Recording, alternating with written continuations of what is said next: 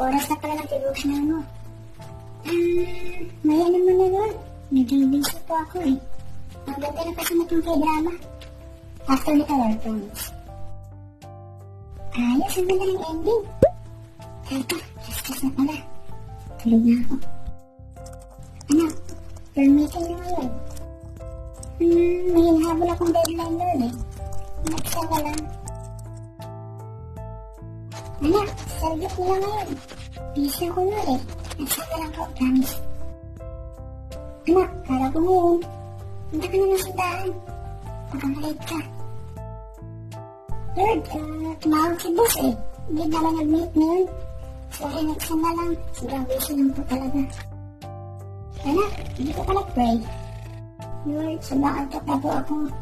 Sobrang busy sa work eh. Next time na lang po. Lord, tulungan na po ako. Pagalingin niyo na po ako. Gusto pa mabuhay. Dinhin mo po ang nalangin ko. Anak, sorry ah. Busy ako eh. Next time na lang. Paano kaya kung sabihin din ni Lord sa atin yan? Anong mararamdaman mo? Buti na lang at hindi ganyan si Lord. Kahit matigas sa ulo natin eh, handa pa rin niya tayong tanggapin at mahalin ng sobra-sobra.